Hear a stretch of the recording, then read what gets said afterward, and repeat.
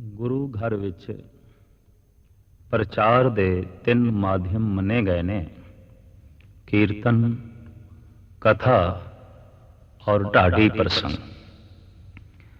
ਕੀਰਤਨ ਬੰਦਗੀ ਹੈ, ਕਥਾ ਗੁਰਬਾਣੀ ਦੀ ਵਿਚਾਰ ਹੈ ਔਰ ਢਾਡੀ ਪ੍ਰਸੰਗ ਇਤਿਹਾਸ ਦੀ ਰੂਪ ਰੇਖਾ ਦਾ ਚਿੱਤਰਣ ਹੈ। ਮੇਰਾ ਸੁਭਾਅ ਕੁਦਰਤ ਨੇ ਔਰ ਗੁਰੂ ਦੀ ਬਖਸ਼ਿਸ਼ ਦੁਆਰਾ ਗੁਰਬਾਣੀ ਵਿਚਾਰ ਦਾ ਬਣਿਆ ਕਿ ਇਹ ਵਿਚਾਰ ਸਮੂਹ ਘਰਾਂ ਵਿੱਚ ਔਰ ਦੂਰ ਦੂਰ ਤੱਕ ਲੋਕਾਂ ਨੂੰ ਸੁਣਾਈ ਦੇਣ, ਤਾਂ ਉਹਨਾਂ ਦੀ ਪ੍ਰੇਰਨਾ ਨਾਲ ਮੈਂ ਇਹ ਕੈਸਟ ਟੇਪ ਰਿਕਾਰਡ ਕਰਾਏ ਨੇ, ਜੋ 5 ਹਨ, ਜਿਨ੍ਹਾਂ ਵਿੱਚ ਵੱਖ-ਵੱਖ ਗੁਰਬਾਣੀ ਦੇ ਮਜ਼ਮੂਨ ਨੇ, ਅਲੱਗ-ਅਲੱਗ ਵਿਸ਼ੇ ਨੇ। ਔਰ ਇਹਨਾਂ 5 ਕੈਸਟ ਦੇ ਵਿੱਚ ਮੈਂ ਗੁਰਬਾਣੀ ਦੀ ਜਿਹੜੀਆਂ ਜ਼ਰੂਰੀਆਂ ਵਿਚਾਰਾਂ ਸਨ, ਗੁਰੂ ਦੀ ਬਖਸ਼ਿਸ਼ ਦੁਆਰਾ ਸੰਗਤਾਂ ਦੇ ਸਾਹਮਣੇ ਪੇਸ਼ ਕੀਤੀਆਂ ਨੇ।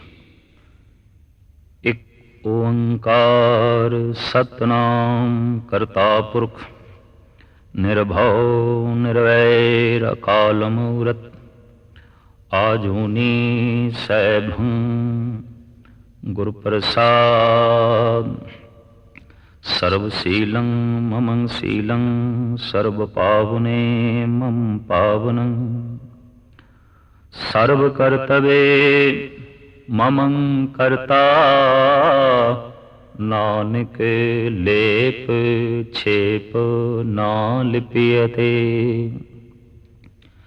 ਮਨੁੱਖੀ ਤਨ ਦੀ ਜੋ ਖੋਜ ਕੀਤੀ ਗਈ ਹੈ, ਇਸ ਦਾ ਕੁਝ ਹਿੱਸਾ ਅਸਥੂਲ ਹੈ ਔਰ ਅਸਥੂਲ ਜ਼ਰੂਰਤਾਂ ਦੇ ਉੱਤੇ ਖੜਾ ਹੈ, ਕੁਝ ਹਿੱਸਾ ਸੂਖਸ਼ਮ ਹੈ, ਉਹਦੀਆਂ ਲੋੜਾਂ ਵੀ ਸੂਖਸ਼ਮ ਨੇ। ਉਂਝ ਤੇ ਅਣਗਿਣਤ ਪਦਾਰਥ ਇਸ ਜੀਵਨ ਨੂੰ ਚਾਹੀਦੇ ਨੇ, ਪਰ 4 ਪਦਾਰਥਾਂ ਦੀ ਮਹਾਨਤਾ ਗੁਰਬਾਣੀ ਨੇ ਤੇ अन्य ਧਰਮ ਗ੍ਰੰਥਾਂ ਨੇ ਵਿਸ਼ੇਸ਼ ਰੂਪ ਦੇ ਕਥਨ ਕੀਤੀ ਹੈ। ਔਰ ਉਹ 4 ਪਦਾਰਥ ਇਹ ਨੇ: ਧਰਮ, ਅਰਥ, ਕਾਮ, ਮੋਖ। 2 ਪਦਾਰਥਾਂ ਦਾ ਸੰਬੰਧ ਸੰਸਾਰ ਨਾਲ ਹੈ ਔਰ 2 ਪਦਾਰਥਾਂ ਦਾ ਸੰਬੰਧ ਅਧਿਆਤਮ ਨਾਲ ਹੈ। ਉਹ ਪਦਾਰਥ ਵੀ ਗੁਪਤ ਨੇ, ਕਿਉਂਕਿ ਆਤਮਾ ਗੁਪਤ ਹੈ। ਸੰਸਾਰ ਦਾ ਜੋ ਪ੍ਰਗਟ ਹਿੱਸਾ ਹੈ, ਜੋ ਗੁਪਤ ਹਿੱਸਾ ਹੈ, ਉਹ ਤੇ ਨਿਰੰਕਾਰ ਹੈ, ਤੇ ਨਿਰੰਕਾਰ ਦਾ ਜੋ ਪ੍ਰਗਟ ਹਿੱਸਾ ਹੈ ਉਹ ਸੰਸਾਰ। ਅਸੀਂ ਦੇਖਦੇ ਹਾਂ, ਮਕਾਨ ਦਿਖਾਈ ਦਿੰਦਾ ਹੈ, ਬੁਨਿਆਦਾਂ ਨਹੀਂ ਦਿਖਾਈ ਦਿੰਦੀਆਂ। ਦਰਖਤ ਦਿਖਾਈ ਦਿੰਦਾ ਹੈ, ਜੜਾਂ ਨਹੀਂ ਦਿਖਾਈ ਦਿੰਦੀਆਂ। ਸਰੀਰ ਦਿਖਾਈ ਦਿੰਦਾ ਹੈ, ਆਤਮਾ ਨਹੀਂ ਦਿਖਾਈ ਦਿੰਦੀ। ਲੇਕਿਨ ਆਤਮਾ ਹੈ, ਜੜ ਹੈ, ਨਿਰੰਕਾਰ ਹੈ। ਪੱਤਿਆਂ ਦੀ, ਸ਼ਾਖਾਂ ਦੀ ਆਪਣੀ ਲੋੜ ਹੈ, ਜੜਾਂ ਦੀ ਆਪਣੀ ਲੋੜ ਹੈ, ਸਰੀਰ ਦੀ ਆਪਣੀ ਲੋੜ ਹੈ, ਆਤਮਾ ਦੀ ਆਪਣੀ ਲੋੜ ਹੈ। धर्म अर्थ काम मोख का दाता पूरी भई सिमर सिमर विधाता। ਉਹ ਜਿਹੜਾ ਪਰਿਪੂਰਨ ਪ੍ਰਮਾਤਮਾ ਹੈ, ਸਾਹਿਬ ਗੁਰੂ ਅਰਜਨ ਦੇਵ ਜੀ ਮਹਾਰਾਜ ਦਾ ਫਰਮਾਨ ਹੈ ਕਿ ਉਹ 4 ਪਦਾਰਥਾਂ ਦਾ ਦਾਤਾ ਹੈ। ਇਤਨੀ ਗੱਲ ਤੇ ਸਪਸ਼ਟ ਹੈ ਕਿ ਦਾਤਾ ਪ੍ਰਮਾਤਮਾ ਤੋਂ ਬਿਨਾ ਹੋਰ ਕੋਈ ਵੀ ਨਹੀਂ। ਸਭ ਜਗਤ ਬਿਖਾਰੀ ਹੈ, ਅਸੀਂ ਸਵੈਮ ਵੀ ਬਿਖਾਰੀ ਹਾਂ। ਸਾਨੂੰ ਬਹੁਤ ਕੁਛ ਭਿਕਸ਼ਾ ਦੇ ਰੂਪ ਵਿੱਚ ਮਿਲਿਆ ਹੈ। ਜਿਸ ਤਰ੍ਹਾਂ ਭਿਖਾਰੀ ਦੀ ਪਾਤਰ ਵਿੱਚ ਭਿਕਸ਼ਾ ਪੈ ਜਾਂਦੀ ਹੈ, ਇਸ ਤਰ੍ਹਾਂ ਸਾਨੂੰ ਇਹ ਜੀਵਨ ਮਿਲਿਆ ਹੈ। ਇਹ ਉਸ ਦੀ ਦੇਣ ਹੈ, ਉਸ ਦੀ ਦਾਤ ਹੈ। ਇਹ ਜੋ ਇੰਦਰੀ ਨੇ, ਇਹ ਵੀ ਉਸ ਦੀ ਦੇਣ ਹੈ, ਉਸ ਦੀ ਦਾਤ ਹੈ। ਸਾਡੀ ਆਪਣੀ ਚੀਜ਼ ਤੇ ਉਹੀ ਹੋ ਸਕਦੀ ਹੈ ਜੋ ਅਸੀਂ ਬਣਾਈ ਹੈ ਜਾਂ ਬਾਜ਼ਾਰੋਂ ਖਰੀਦੀ ਹੈ। ਤੋ ਇਸ ਤਨ ਨੂੰ ਅਸੀਂ ਨਾ ਖਰੀਦਿਆ ਹੈ, ਨਾ ਹੀ ਬਣਾਇਆ ਹੈ। ਇਸ ਵਾਸਤੇ ਸਾਨੂੰ ਦਾਨ ਵਿੱਚ ਮਿਲਿਆ ਹੈ, ਸਾਡਾ ਨਹੀਂ ਹੈ। ਸਾਡੀ ਉਹੀ ਚੀਜ਼ ਹੋ ਸਕਦੀ ਹੈ ਜੋ ਅਸੀਂ ਆਪ ਬਣਾਉਂਦੇ ਹਾਂ ਔਰ ਬਾਜ਼ਾਰੋਂ ਖਰੀਦ ਕੇ ਲਿਆਂਦੇ ਹਾਂ। ਇਹ ਜੋ ਜ਼ਬਾਨ ਹੈ, ਨਾ ਅਸੀਂ ਬਣਾਈ ਹੈ, ਨਾ ਖਰੀਦੀ ਹੈ, ਸਾਨੂੰ ਦਾਨ ਵਿੱਚ ਮਿਲੀ ਹੈ। ਇਹ ਜੋ ਅੱਖਾਂ ਨੇ, ਸਾਨੂੰ ਦਾਨ ਵਿੱਚ ਮਿਲੀਆਂ। ਚਸ਼ਮਾ ਅਸੀਂ ਬਾਜ਼ਾਰੋਂ ਜ਼ਰੂਰ ਖਰੀਦ ਕੇ ਲਿਆਂਦੇ ਹਾਂ, ਪਰ ਇਹ ਜਿਹੜੀ ਅੱਖ ਹੈ, ਇਹ ਬਾਜ਼ਾਰ ਨਹੀਂ ਮਿਲਦੀ, ਇਹ ਸਾਨੂੰ ਦਾਨ ਵਿੱਚ ਮਿਲੀ ਹੈ। ਹੋ ਸਕਦਾ ਹੈ ਪੈਸਿਆਂ ਨਾਲ ਪੱਥਰ ਦੀ ਅੱਖ ਮਿਲ ਜਾਏ, ਪਰ ਇਹ ਅੱਖ ਨਹੀਂ ਮਿਲ ਸਕਦੀ ਜੋ ਉਸ ਦੀ ਦੇਣ ਹੈ, ਉਸ ਦੀ ਬਖਸ਼ਿਸ਼ ਹੈ। ਪਲਾਸਟਿਕ ਦੇ ਹੱਥ ਮਿਲ ਸਕਦੇ ਨੇ, पर यह बावां नहीं मिल सकदियां जो परिपूर्ण परमात्मा ने सानू दित्तियां ने। ये जीवन सानू दान विच मिले है। सूरज चंद तारे सानू दान विच मिले ने।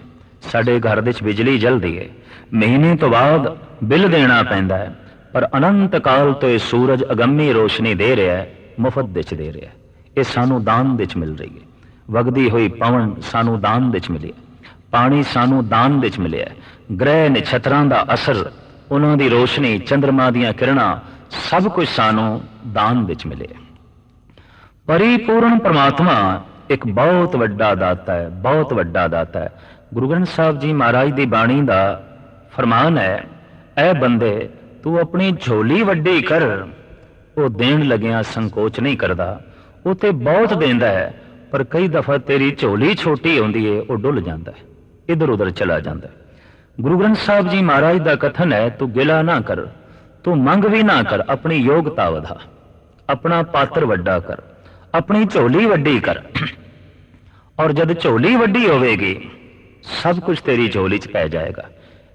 इस वास्ते सतगुरु दी बाणी ने उन्हां मनुखां नूं इयाणा कह दिता है, बच्चा कह दिता है, जो अपनी झोली ते वड्डी नहीं करते लेकिन मंगां बहुत वड्डियां मंगदियां, बहुत वड्डी वड्डी मंग लैंदे ने, लेकिन पात्र योग्यता उन्हां दे कोल उस ढंग दी नहीं होंदी।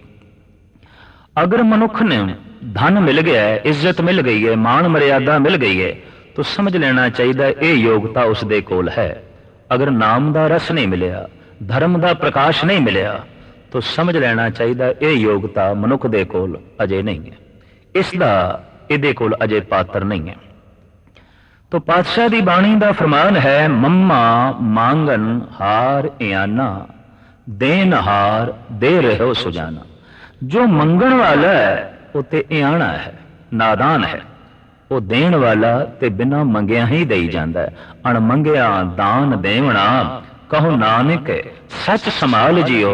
बिना मंगिया ही सानू मां बाप मिले, बिना मंगिया ही सानू ये तन मिलिया, बिना मंगिया ही सानू ये सूरज चंद तारे मिले, जमीन मिली, वगदी हुई पवन मिली, रसना मिल गई, हाथ मिल गए, पैर मिल गए। इतनी अगम्मी दौलत अगर बिना मंगिया सानू मिल सकती है, तो फिर सानू अपनी योग्यता वधानी चाहिए है। और भी बहुत कुछ मिल सकता है, और भी बहुत कुछ मिल सकता है। साहिब गुरु नानक देव जी महाराज का यही फरमान, ऐ मनुख तू अपनी योग्यता वधा, मंग कुछ भी ना। मंगण वाला ते इयाना है, मंगण वाला ते नादान है। दरअसल ईश्वर दे नाल दो तरह के संबंध जगत दे लोकी जोड़ते ने।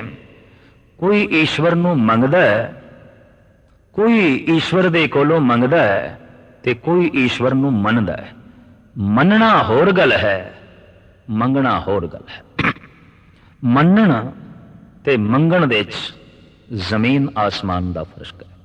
एक कहंदा है, हे ईश्वर मैं ते सिर्फ तैनू मनदा, तैनू मनण दे च ही मेरी खुशी है, तैनू मनण दे च ही मेरा रस है, तैनू मनण दे च ही मैनू आनंद है। ते एक कहंदा नहीं, मैं ते ईश्वर दे कोल मंगदा। ये जिहड़ा मंगदा रिश्ता हुंदा है, ये कोई बहुत वड्डा नहीं हुंदा, ये कोई बहुत खास नहीं हुंदा। कारण मंग पूरी हो जाए तां भी रिश्ता टुट जाता है, मंग ना पूरी होवे तां भी रिश्ता टुटदा है। मंग ना पूरी होवे गिले जाग पैंदे ने, मंग पूरी हो गई तां कशिश घट जाती है। क्योंकि जिस कशिश दा मारिया होया ये मंग रहा सी ते नेड़े आ रहा सी, मंगदी ते पूर्ति हो गई। इस वास्ते अक्सर देखण नूं आया है कि जिन्हां दी झोली बहुत भर गई है, जिन्हां दियां कुछ मंगां पूरियां हो गई, उन्हां दे अंदर धर्म दी कशिश, अवतारां दी कशिश, महापुरुषां दी कशिश घट जाती है, क्योंकि मंग पूरी हो गई है। इस वास्ते अक्सर धर्म मंदिरां विच दरम्याने तबके दे लोग बहुत ज्यादा आउंदे ने, जिन्हां दी मंग नाल झोली भर गई है, बहुत कुछ मिल गया है, कई दफा वो बूआ भी भुल जाते हैं धर्म मंदिरां दा। तो खैर, साहिब गुरु नानक देव जी महाराज का फरमान एक बड़ा अगम्मी शब्द है आप दा। आप फरमान करते ने, हों ढाडी हर गुण गावंदा जे हर प्रभ भावे। हे प्रभु मैं तेरे दर दा ढाडी हाँ, गीत गाण वाला। गुरु नानक देव जी महाराज अपने आप नूं किसे किसे थां शायर भी कहंदे ने, कवि कहंदे ने। ਉਂਝ ਤੇ हर थां ते अपने आप ਨੂੰ दासन दास ਕਹਿੰਦੇ ਨੇ, ਨਿਮਾਣਾ ਕਹਿੰਦੇ ਨੇ, ਨਿਤਾਣਾ ਕਹਿੰਦੇ ਨੇ, लेकिन एक थां ते अपनी शख्सियत के संबंध अगर कोई शब्द वरतया है तो वो यही कि मैं शायर हाँ, मैं कवि हाँ। नानक शायर एह कहत है सच्चे परवरदिगारा। लेकिन आम शायर विच ते रब्बी शायर विच फर्क बड़ा है, अंतरा बड़ा है। ऋषि जो संस्कृत का लफ्ज है, ये अखरी अर्थ बनते हैं कवि, ते कवि का जे संस्कृत दे अनुवाद करांगे तो बनेगा ऋषि। ऋषि जो है वो कवि है, जो कवि है वो ऋषि है, लेकिन फिर भी जमीन आसमान का अंतर है। जिसकी कविता अनुभव तो आवे वो ते ऋषि है, ते जिसकी कविता सिर्फ सोच की मुस्तहिक है, जो दिमागी तल तो निकलती है, बस वो शायर है, वो सिर्फ कवि है, वो ऋषि नहीं है। अनुभव तो निकली हुई कविता इंज है जैसे झरने का निकलिया हुआ जल निर्मल होंदा है, शफाफ होंदा है, ठंडा होंदा है, उहदे च रवानी होंदी है। पर जो दिमाग चो कविता निकलती है वो एक हौज का पानी है, छपड़ी का पानी है, गंदे होंदियां देर नहीं लगती। इस वास्ते असीं देखते हाँ आम कवियां दियां कवितावां पुराणियां हो जांदियां ने। एक दफा सुनिए, दो दफा सुनिए, फिर तीजी दफा सुनन नूं दिल नहीं करता। पर महापुरुषों की बाणी रोज रोज भी पढ़िए कभी पुरानी नहीं होंदी। मनुख पुराना हो सकता है, पढ़न वाला पुराना हो सकता है, कलाम पुरानी नहीं होंदी, बाणी पुरानी नहीं होंदी। कारण कि वो अनुभव तो निकली होंदी है, वो निरी दिमाग तो नहीं निकली होंदी। आम विचारकों का कहना है कि जिहड़ी गल सिर्फ जबान तो निकले वो कन्ना तक पहुंचती है, जो दिमाग तो निकले वो दिमाग तक पहुंचती है, और जो आत्मा तो निकले वो आत्मा तक पहुंचती है। ते आत्मा तो वही गल निकलती है जिसनों आत्मा मन है। इस गल नूं मोहम्मद इकबाल ने भी कबूलिया है, दिल से जो बात निकलती है असर रखती है, पर नहीं ताकते परवाज मगर रखती है। जिहड़ी गल दिल दे डूंघे तल चों निकलेगी वो लाजमी दिल तक पहुंचेगी, उसका बहुत गहरा असर होगा। तो महापुरुषों के बचन बहुत डूंघे तल तो निकलते हैं, इस वास्ते कदी पुराने नहीं होंगे। आम कवियां दी रचनावां पुरानियां हो जांदियां क्योंकि तल बहुत डूंगा नहीं, गहराई बहुत महान नहीं। तो साहिब श्री गुरु नानक देव जी महाराज अपने आप नूं कवि कहंदे ने ते कहंदे ने, हे प्रभु मैं तेरे दर ते आया, कुछ गीत लैके कुछ संगीत लैके। मेरे देखे ते परमात्मा दे दर तक पहुंच ही हो सकदा है जिहदे कोल गीत होवे, जिहदे कोल संगीत होवे, जिहदे कोल रोना है, जिहदे कोल पिटना है, जिहदे कोल वासना है, जिहदे कोल दुखड़े ने, ओदा परमात्मा दे दर तक पहुंचना बड़ा औखा है। परमात्मा दे दर तक ते वही पहुंच सकता है जो गा सके, गीत गा सके और कविता ते संगीत दियां धुना अलाप सके।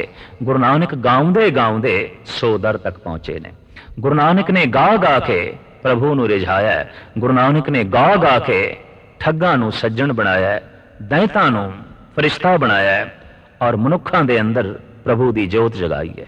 गुरु नानक वाहिद संसार दा ऐसा धार्मिक प्रचारक है जिसने गा गा के मनुखता नूं परमात्मा दे नाल जोड़िया है। ये ठीक है, परमात्मा दा कोई बहुत गहरा तप गुरु नानक ने नहीं कीता। गुरु नानक ने योग साधना नहीं साधी, गुरु नानक ने प्राणायाम नहीं कीता, गुरु नानक ने जलधारा नहीं की थी, गुरु नानक ने कोई लंबी चौड़ी भक्ति नहीं की थी। कीर्तन कीता है, गाया है, पर इतने गहरे तल तो गाया है, इतनी एकाग्रता दे नाल गाया है कि गुरु नानक दा गावना ही योग बन गया, गुरु नानक दा गावना ही तप बन गया, गुरु नानक दा गावना ही भगती बन गया। पातशाह की बड़ी सुंदर पंक्ति भी है, जोग बनया तेरा कीर्तन गाई। जो मैं तेरा कीर्तन गाया है बस यही जोग है, यही भगती है, यही योग की साधना है, यही योग दी विधियां ने। तो साहब कहते हैं, हे परिपूर्ण परमात्मा मैं तेरे दर ते कुछ गीत लेके आया, कुछ संगीत लेके आया, तू सुन। ढाहों ढाडी हर गुण गावदा जे हर प्रभ भावे, प्रभु मेरा थिर थावरे होर आवे जावे। सवाल ये पैदा होता है कि तू परमात्मा दे दर दे ते गीत संगीत लेके क्यों आया है, किसी होर दे दर ते जा। ਸਾਹਿਬ ਕਹਿੰਦੇ ਹੋਰ ਕਿੱਥੇ ਮੈਂ ਲੈ ਕੇ ਜਾਵਾਂ, परमात्मा ते थिर है, नेचल है, बाकी ते सब चलायमान है, मैं कित्थे गावां। शेख शरफ सूफी फकीर ने गुरु नानक देव जी महाराज ते सवाल कीता सी, शुमा मुकाम कुजा अस्त, थोड़ा मुकाम कित्थे है, तुसी कित्थे रहिंदे हो, थोड़ा घर कित्थे है। शुमा मुकाम कुजा अस्त, थोड़ा घर कित्थे है, थोड़ा टिकाणा कित्थे है। उस वक्त मेरे पातशाह ने एक अगम्मी शब्द उच्चारण किया है, श्री राग विच दर्ज है। साहब कहंदे ने, मुकाम कर घर बैसना नित चलने की धोक, मुकाम तां पर जानिए जां रहे नेचल लोक, दुनिया कैस मुकामे कर सिदक करने खर्च बांधो, लाग रहो नामे। ऐ शेख शरफ कित्थे मुकाम बनाइए, सब कुछ ते चलायमान है, मैं कित्थे घर बनावा। दिन रव चले निस सस चले, तार का लख पलोए, मुकाम ओही एक है, नानका सच बगोए। साहब कहते जमीन चल रही है, सूरज चल रहा है, चंद्रमा चल रहा है, ग्रह नक्षत्र चल रहे ने, सब कुछ चलायमान है, मैं अपना मुकाम बनावा ते कित्थे बनावा। सब कुछ चल रहा है, रुकया होया कुछ भी नहीं, रुकण दा ना ही मौत है। शरीर दे श्वास चल रहे हैं, मन दे विचार चल रहे हैं, जमीन चल रही है, आसमान चल रहा है, ग्रह नक्षत्र चल रहे हैं, वगदी हुई पवन चल रही है, दरियावां दा जल चल रहा है। साहब कहते हैं सब कुछ ते चल रहा है, रुकया होया ते कुछ भी नहीं, ते जब रुकया होया कुछ भी नहीं तो मैं कित्थे मुकाम बनावा। पर गुरु नानक देव जी महाराज कहते हैं, ये जो सब कुछ चल रहा है किसी रुके हुए आधार ते चल रहा है, नहीं चल परमात्मा है, बाकी सब कुछ चल रहा है, वो केवल टिकया हुआ है, वो नेचल है। तो साहब कहते मैं मकाम कित्थे बनावा, सब कुछ ते चल रहा है, सब कुछ चलायमान है। शेख शरफ ने कुछ होर भी सवाल किए सन गुरु नानक ते, फकीरी चीज ऐ गुरु नानक दस सकदे फकीर किसनों कहंदे ने, संत किसनों कहंदे ने, फकीरी की है। तो साहिबा ने बड़ा सुंदर जवाब दिता, जन्म साखी विच दर्ज है, इब्तिदाए फकीरी फना अस्त, इंतहाए फकीरी बकास्त। किसी उच्चे आदर्श लई अपने आप नूं मिटा देना और हमेशा दे लई अमर हो जाना, बस यही फकीरी दी निशानियां ने, यही संत दियां निशानियां ने। उहदे जीवन दा निशाना कोई बहुत उच्चा होवे और उस उच्चे निशाने लई अपने आप नूं कुर्बान कर देना, हमेशा लई अमर हो जाना, बस यही फकीर दियां सिफतां ने। इस तो इलावा होर कोई फकीर दियां सिफतां नहीं। साहिबा ने ऐसे गहरे रूप दे कीर्तन किया है, इतने गहरे तल तो संगीत कढ़िया है कि आप दा गावना योग बन गया, आप दा गावना तप बन गया, आप दा गावना ही भगती बन गया। इस वास्ते आप दे घर गुरुद्वारियां दे विच अज भी कीर्तन प्रधान है, अज भी गावना प्रधान है। गा के गुरु नाल जुड़ना है, गा के अकाल पुरख दे नाल जुड़ना है। रोंदा होया ते बच्चा भी नहीं चंगा लगदा, रोंदा होया वड्डा मनुख किस तरह चंगा लगेगा, नहीं, उसदे दर ते जाना है, गाउंदे होए जाना है, संगीत दियां धुनां अलापदे होए जाना है, ताही परमात्मा दी गलवकड़ी नसीब हो सकेगी। तो साहिब कहंदे ने, हे अकाल पुरख, मैं ढाडी दी तरह, कवि दी तरह तेरे दर ते आया हूं, डाडी हर गुण गावदा, जे हर प्रभ भावे, प्रभ मेरा थिर थावरे, होर आवे जावे, सो मंगा दान गुसाइया, जित भुख ले जावे। हे गुसाई, हे संसार दे मालिक, मेरी झोली विच ओ सौगात पा जिहदे मिलदियां ही सारियां ही भुखां दा अंत हो जाए। क्योंकि भुख है जिथे ते उत्थे दुख भी होवेगा, भुख ते दुख इकट्ठे ही रहिंदे ने। धन दी भुख है, दुख है, औलाद दी भुख है, दुख है, प्रभुता दी भुख है, दुख है। दुख भुख नूं जन्म देंदी है और भुख दुख दे आसरे ते खड़ी। ये दोनों दा चोली दामन दा साथ है, जिथे भुख होवेगी उत्थे दुख दा होना लाजमी है, कुदरती है। साहिब कहते हैं, हे परिपूर्ण परमात्मा, तू ऐसा दान मेरी झोली च पा कि भुख दा अंत हो जाए, ताकि भुख दे आसरे ते जो दुख खड़ा है उस दुख दा भी अंत हो जाए। है एक ऐसा पदार्थ जिहदे नाल सारियां ही भुखां मिट जांदियां। साच नाम आधार मेरा, जिन भुखां सब गवाइयां। तो साहब कहते ने सो मंगा दान गुसाइयां जित भुख लै जावे। हे गुसाई मेरी झोली दे च ऐसा दान पा जिस दान दे मिलदियां तमाम भुखां दा ते दुखां दा अंत हो जाए। अगां शब्द की पंक्ति बड़ी कीमती है। अरदास सुनी दातार प्रभ ढाडी को महल बुलावे। कवि दी कीर्तनी दी ढाडी दी अरदास अकाल पुरख ने सुन ली। बुलाया आख्या की चाहिए मंगो की चाहिए। गुरु नानक देव जी महाराज का फरमान प्रभ देख दिया दुख भुख लथी ढाडी को मंगण चित ना आवे।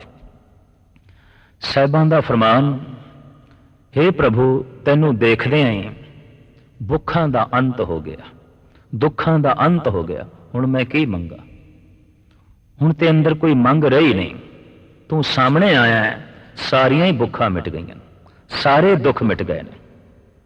दरअसल परमात्मा दा मिलना ही सुख दा मिलना है। सुख दा मिलना सुख दा मिलना नहीं है क्योंकि सुख परमात्मा दे नाल जुड़िया होया है संसार दे नाल जुड़िया होया नहीं। कदी असी कह देंगे सानू सुख मिले नहीं। परमात्मा दा मिलना ही सुख दा मिलना है। केवल सुख दा मिलना सुख दा मिलना नहीं है। तो साहिब कहते हैं जिस वक्त परमात्मा मिलता है सब कुछ मिल जाता है। मंग मनुख दे अंदर रहेगी चाहे संसार दी होवे ते चाहे करतार दी होवे। धार्मिक दुनिया दे चार पदार्थां दी बड़ी अहमियत मनी जाती है। दो पदार्थां दा संबंध संसार नाल है ते दो पदार्थां दा संबंध अध्यात्मक नाल है। जिन्हां दो पदार्थां दा संबंध संसार नाल है वो है धन ते काम। जिन्हां दो पदार्थां दा संबंध अध्यात्मक नाल है वो है धर्म अर्थ काम मोक्ष।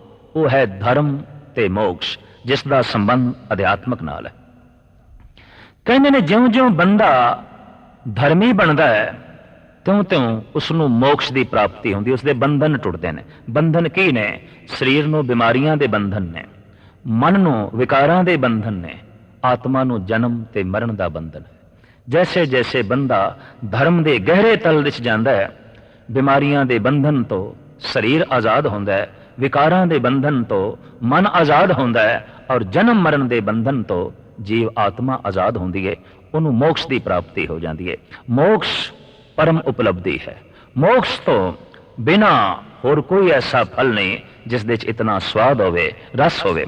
तो ज्यों ज्यों धर्म वधदा है त्यों त्यों मोक्ष वधदा है और ज्यों ज्यों धन वधदा है त्यों त्यों काम वधदा है। सिर्फ धन है ते धर्म नहीं ऐसे बंदे दा कामी हो जाना अति कामी हो जाना कुदरती गल है। तो जैसे जैसे घर विच धन वधे नाले धर्म भी वधे तां संतुलन कायम रहेगा वरना तवाजन डावाडोल हो जाएगा संतुलन बिगड़ जाएगा। जितनी सीमा विच धन वधे उतनी ही सीमा विच धर्म वधे तां फिर की होवेगा। जितनी सीमा विच काम वधेगा उतनी सीमा विच मोक्ष भी वधेगा। और ये चार पदार्थ मन्ने गए ने। चार पदार्थ दे मिलदियां ही मनुख माला माल हो जाता है। दो पदार्थ संसार का सुख पैदा करते हैं और दो पदार्थ आध्यात्मिक रस नूं जन्म देंदे ने आत्मा के खेड़े नूं जन्म देंदे ने आत्मिक प्रसन्नता नूं जन्म देंदे ने।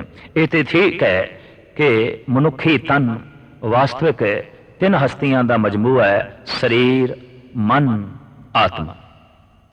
शरीर का जो शरीर नाल मिलन है पदार्थ का जो पदार्थ नाल मिलन है क्योंकि शरीर स्वयं एक पदार्थ है पंज तत्तां दा पुतला है पदार्थां दी बनतर है। पदार्थ का जो पदार्थ नाल मेल है शरीर का जो शरीर नाल मेल है इत्थों जो रस पैदा होंदा है इसनूं काम रस कहंदे ने। मन का जो मन नाल मेल है इस मेल तो जिस रस का जन्म होंदा है इसनूं प्रेम रस कहंदे ने। ते आत्मा का जो परमात्मा नाल मेल है इस मेल तो जिस रस का जन्म होंदा है इसनूं भगती कहंदे ने। भगती रस शिखर दा रस है। भगती रस सब तो उच्चे दा रस है। काम रस पशुओं की दुनिया च भी है पंछियों की दुनिया दे च भी है कीड़े मकोड़ियां की दुनिया दे च भी है। अगर इस रस तो मनुख उच्चा नहीं उठिया तो फिर पशुओं के तल ते खड़ा है। मनुखता के तल ते बंदा उदों पहुंच जाता है जब प्रेम की दुनिया च पहुंचता है।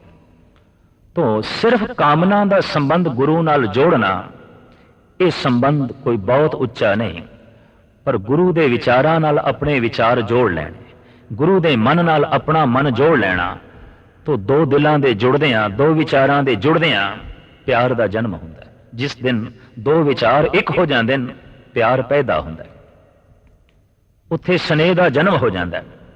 प्रेम ते स्नेह एक बहुत वड्डी तृप्ति दे जाती है। साहब कहते ने, जिनी चाखिया प्रेम रस से तृप्त रहे आघाए। प्रेम दे नाल तृप्ति मिलती है, लेकिन परम आनंद परम प्रसन्नता उदों ही मनुख नूं मिलती है जद आत्मा का परमात्मा नाल मेल होवे, आत्मा का परमात्मा नाल मिलन होवे। तो साहिब दी बाणी दा यह फरमान, प्रभु चिंतन दे नाल मनुख दी झोली चार पदार्थां नाल भर जाती है। उन्होंने धन भी मिल जाता है, कामना की पूर्ति भी हो जाती है। प्रभु चिंतन दे नाल धार्मिक तौर पे जो नाम का रस आनंद है वह भी झोली च पै जाता है और मोक्ष की प्राप्ति हो जाती है। गुरु अर्जन देव जी महाराज का फरमान, चार पदार्थ जे को मांगे साध जना की सेवा लागे। ऐ बंदे, जे तेनू चार पदार्थ चाहिए ने, इन्हां पदार्थां दे नाल जे तू अपनी झोली भरना चाहना है तो सतसंग दे च आ, गुरु दी शरण दे च आ। गुरु दी शरण, सतसंग दा रस और गुरमत दियां विचारां तेरे इस झोली नूं चार पदार्थां नाल भर देणगियां। ते इन्हां पदार्थां तो कोई होर उच्चा पदार्थ है नहीं। जिस वक्त धन ते कामना की पूर्ति हो जाए, संसार तो मनुख उच्चा उठता है, सब कुछ मिल गया।